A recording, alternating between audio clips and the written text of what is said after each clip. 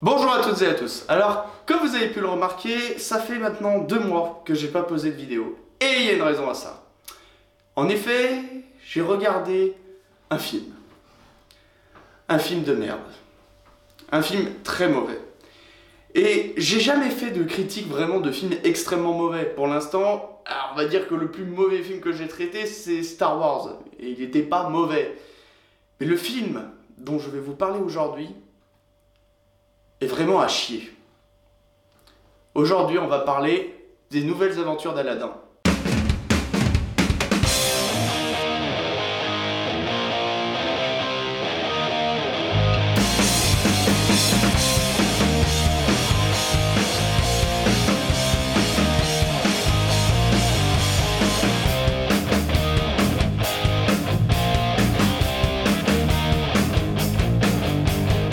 Les Nouvelles Aventures d'Aladin est un film français sorti en 2015 réalisé par Arthur Belzaqued. Et si vous le connaissez pas, c'est normal, c'est son premier film.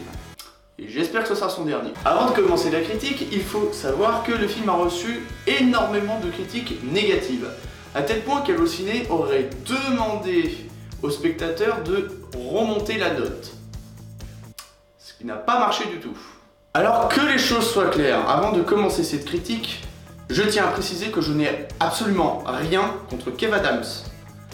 Son humour ne m'atteint pas, je le trouve beaucoup trop répétitif, mais là c'est mon avis. Cependant, faire du stand-up c'est une chose, mais être acteur de cinéma, c'en est une autre. Déjà le premier problème que j'ai avec Kev Adams en tant qu'acteur, c'est que dans un film, il ne joue pas un rôle, il reste lui-même. Et puis quand il essaie d'être dramatique, son jeu d'acteur est vide. Cependant, j'ai envie de dire que dans ce film, tous les acteurs sont mauvais. Même si Jean-Paul Rouve et Michel Blanc relèvent un petit peu le niveau, le film et les acteurs qui sont dedans sont mauvais. Et encore, les personnages pourraient être sauvés par un bon scénario. Sauf que c'est pas le cas. On suit donc Kev Adams, Sam, qui va raconter les aventures d'Aladin. Ouais, mais vous connaissez pas ma version. C'est une version un petit peu remixée. Ah, ça sent l'idée de merde. Et du coup, mise en abîme. Quoi? Ah! Et vous savez le pire? C'est que cette mise en abîme, elle aurait pu fonctionner. Si le scénario était bon. Vous savez, un scénario, c'est bien quand il a un minimum d'enjeu. C'est-à-dire qu'on s'intéresse au personnage et à l'histoire en elle-même. Le problème, c'est que là, il n'y a aucun enjeu. Par exemple, les habitants de Bagdad payent le choix du nom de la ville déjà, seraient oppressés par le vizir, joué par Jean-Paul Rouve. Et bien cette oppression, on la sent à peu près comme ça. Ouh là là, je suis oppressé. Aidez-moi s'il vous plaît. Ah oui, et vu que le film est quand même destiné pour les enfants, ou les jeunes ados, eh bien ce film a une morale. Voler, c'est mal. Sauf si t'as la dalle. Non, l'autre morale. Mentir, c'est pas bien. Sauf que le problème, quand on veut faire un film qui est destiné à un public jeune, on doit éviter les stéréotypes. Parce que là, sans déconner, j'ai jamais vu des stéréotypes aussi énormes de toute ma vie. Même Michael Bay, qui est un expert en stéréotypes, n'aurait pas pensé une seule seconde à mettre ça sur un film. Le problème, c'est que si le film est destiné à un public jeune, eh bien, les jeunes, en particulier les enfants, ne sont pas capables de faire la différence entre les stéréotypes et la réalité. Et le problème, c'est que dans ce film, les stéréotypes sont super dégradants. Par exemple, d'après le film, on apprend que les filles doivent utiliser leur forme et leurs atouts féminins afin de manipuler les hommes. Un peu vrai. Oui. Non mais bravo au film. Je vois pas comment on pourrait faire pire. Ne serais-tu pas un peu de la jaquette volante? Non mais c'est... Attends une minute. Ne serais-tu pas un peu de la jaquette volante? Quoi? Non mais sérieux les gars, le film est sorti en 2015. Au 21e siècle. On n'est plus au Moyen-Âge. Ah oui, parce que au début, les membres de la jaquette volante, vous avez peut-être pensé d'ailleurs la même chose, pour moi c'était peut-être des mecs qui étaient un peu fêlés de la cafetière ou des trucs comme ça. Sauf que, en allant plus loin dans le film, on se rend compte que c'est bien ce qu'on pensait. Car quand Slimane, Khalid, a une petite panne devant la princesse, le vizir lui dit ça. Serais-tu de la jaquette volante? Mais vous savez quoi? Les personnages, on va oublier. Le scénario, on va oublier. La morale, tout ce qui découle du film, on va oublier. On va juste se pencher sur un truc. L'humour. Car oui, ce film est censé être drôle. Censé. Parce que l'humour... Putain, l'humour... J'en reviens toujours pas de l'humour. En fait, les blagues de ce film pourraient être réparties dans deux catégories. La première, c'est les blagues pipi caca-prout, qui touchent le jeune public. Ou les grands glands, je vois pas. Moi j'aime bien. Et sinon, on a le droit à la deuxième catégorie, c'est-à-dire les blagues... Enfin, les blagues un peu particulières. J'ai de l'eau et de la nourriture pour toi, l'ami.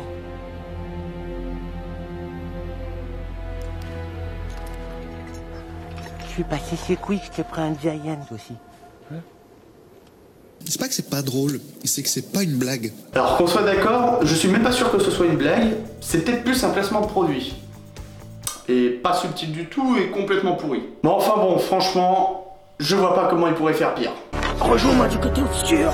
Ah non, Je suis ton père. vous avez pas osé. Père, il est mort quand j'avais 5 ans, mais quand même, je sais à quoi il ressemble, c'est n'importe quoi. Merci. Je suis ton fils. Stop, stop, stop, stop. Là, c'est la goutte d'eau qui fait déborder le gâteau. En fait, c'est pas un gâteau. Ta gueule.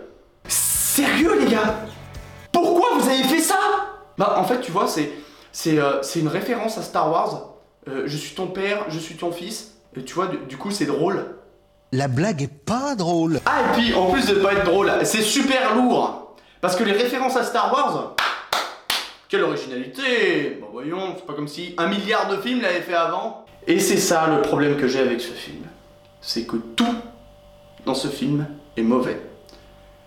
Les personnages sont incarnés par des acteurs qui jouent mal. Je dis pas que ce sont des mauvais acteurs, mais dans ce film, ils jouent mal. Le scénario, même s'ils ont essayé de faire une mise en abîme, est complètement foiré. L'humour, putain l'humour.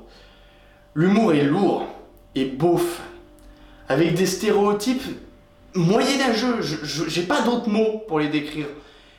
Et tout dans ce film est pourri. Enfin, si, non. Faut quand même le reconnaître. Les décors sont pas mal. Les costumes sont bien faits. Et les effets spéciaux sont sympas. Le problème, c'est que, comme le dit le joueur du grenier... C'est un peu comme mettre de la chantilly sur de la merde, ça sera très présentable mais je vous conseille pas d'en manger. Et puis on pourrait parler de la musique aussi.